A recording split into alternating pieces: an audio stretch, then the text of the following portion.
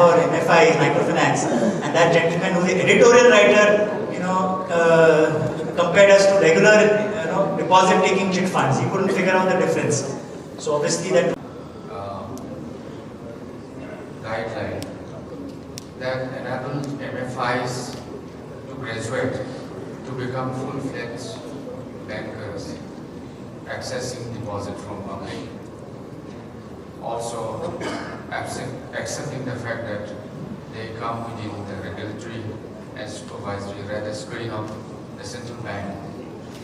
So the small finance banks are much better regulated and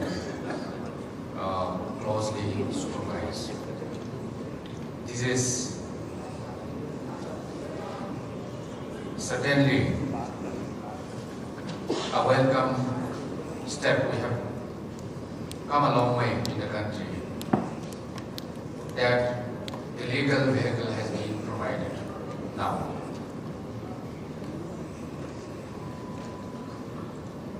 If you look at how this industry has developed in the country, it started off in the south. It had its own stories of ups and downs, and it's about to explode in East India now. It's about time. Why do we think that microfinance is so important? It is not necessarily in terms of volume of business it has. It is not necessarily in terms of profit it has made.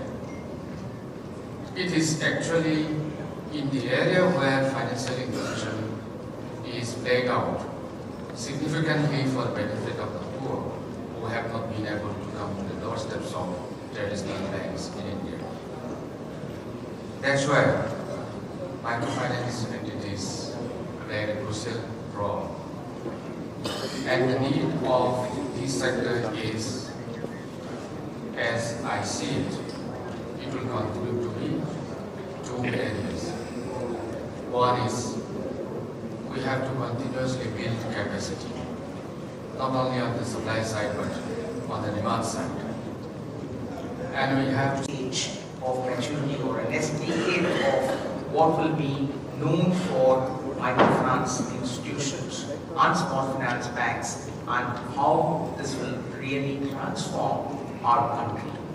So first and foremost, KPMG is deeply happy and very, I would say, privileged to be associated with the Eastern India Microfinance Summit for a third consecutive year as the knowledge partner. And we really believe that there is a learning every year that when we come here really has been in terms of the highest share of the gross loan portfolio of microfinance, definitely highly significant across very many different types of institutions, be it banks, SFBs, NBFCs, MFIs, NGO NFIs. You take a look at all of them, the contribution to this industry from the region has been highly significant.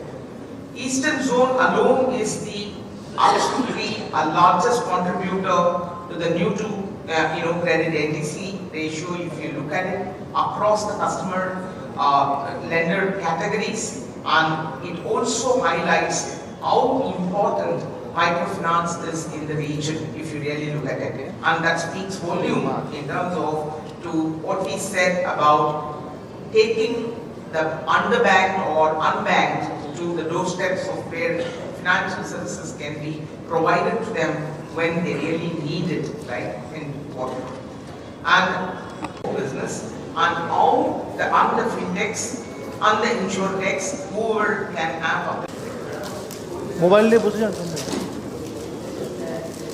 একটু বসে যা, mobile নিয়ে বসে যাও, দেখা যাচ্ছে না, mobile নিয়ে সামনে চলে গেল, মোবাইলগুলো আসছে। So I request the cameras to kindly focus on our delegates who are sitting on the stage, and with that, can we have a round of applause for the unveiling of the thought leadership publication. I would also request the organizers to kindly distribute the publications among all the delegates who are sitting right in front of us. small and medium-sized companies in their own category who have done their best to support their own employees. What kind of support, which is not just mere trading.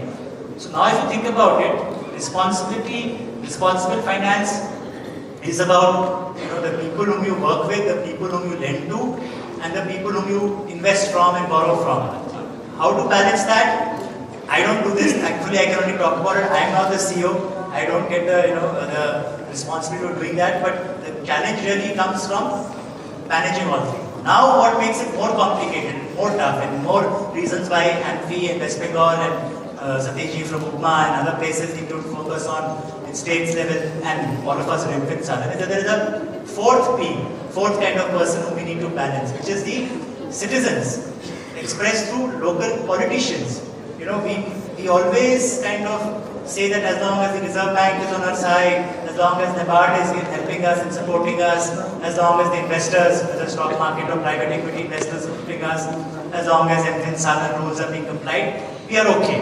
But what we have learned time after time in the last 1 year is that when things can go bad, whether it is natural calamities in Odisha or in Tamil Nadu or man-made challenges, Assam, of course, on economic trends and the impact on the people served by MFI industry. So can we have a round of applause for him, ladies and gentlemen? Namaskar. It's a pleasure to be over here, and good morning to everyone. I would like to thank the AMFI for giving me an opportunity to address the august audience, and special thanks to Tamalda and Akshit for persevering with me for the last several days because of the time, and thanks specifically to the AMFI for giving me this opportunity. I must admit that I am not an expert on MFI, but I like to actually constitute 83% of the total gross loan. Tamil Nadu is the largest, followed by West Bengal and then Bihar. Outstanding wise, West Bengal has the maximum number of districts, 11 in top 30 districts pan-India. And the other thing is that, and this is an extremely important characteristic of the industry, that if you look at the delinquency loan portfolio of this MPI, that is only at 0.45%, but there has been some increases in some of the neighboring states, but that is still manageable. And in the total loan portfolio of the 2.01 lakh crores, bank has the largest share of 40%, the NBFC MFIs has a portfolio of 31%, the new small finance banks, which are coming up very fast, has a share of 17%, the NBFC is 11%, and the other small MFIs has 1%. So it's a diverse portfolio, but the other organizations like the small finance banks and are actually coming up very fast. There has been a lot of regulatory changes. I think someone also talked about it. Is that in the October 2019 policy, the central bank has actually increased the income limit for each rural household to be eligible for microfinance from 1 lakh to 1.25 lakhs, and from one role we are playing there. As I said, our neighbors in the ranking of GDP are France and Italy. Our neighbors in the ranking of HDI are Namibia and Nicaragua. I think that's not. We cannot sit idle and continue to rely on the trickle-down effect. In that particular aspect, this particular industry is doing a phenomenal job.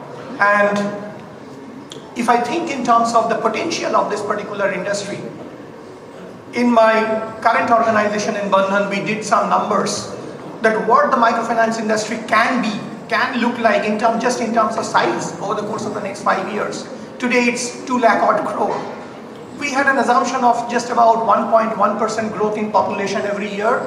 We took an assumption of roughly 12% growth in ticket size in line with the nominal GDP growth of this particular country over the course of the next 5 years. This particular industry, with very, very conservative set of approaches, can reach from today's 2 lakh odd crore to a level of the potential I'm talking about 14 to 15 lakh crore in about 5 years time.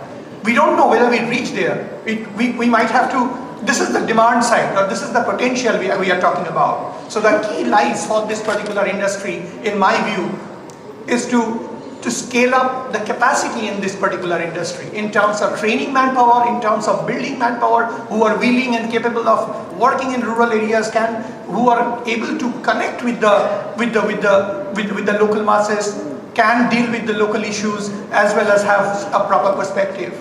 And it feels great when I see some of the organizations, including mine, invest quite a lot in terms of training manpower, building the capability, which is not only helping this particular, that particular organization, but possibly create a lot of awareness and create a lot of capability, tries to debottleneck a lot of capability issues for the industry as a whole.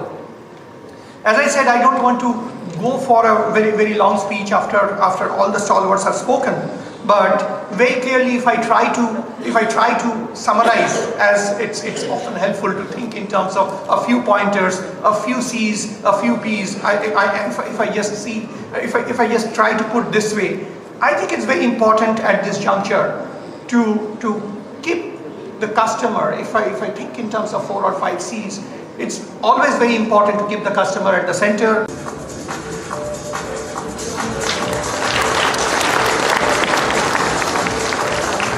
And I will request the mementos to come up one by one, and I will request Mr. Ajit Kumar Maity to present the mementos to everyone sitting on the stage one by one.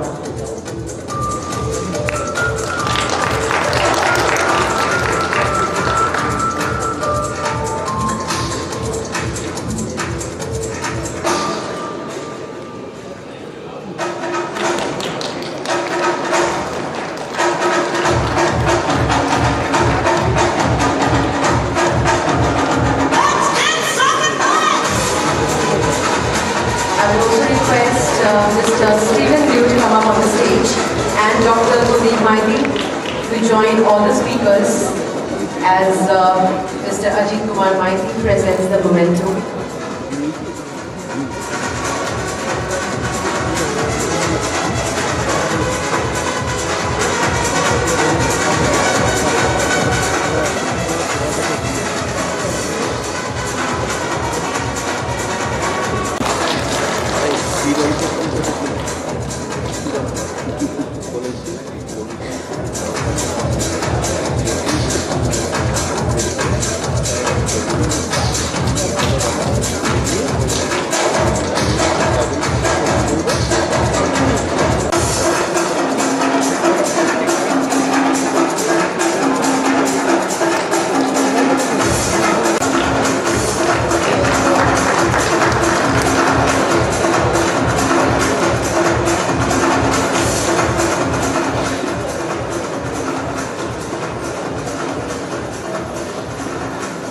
Department of SHG and Self-Employment Government Office Recall. Please come up on the stage, sir. Followed by Mr. P.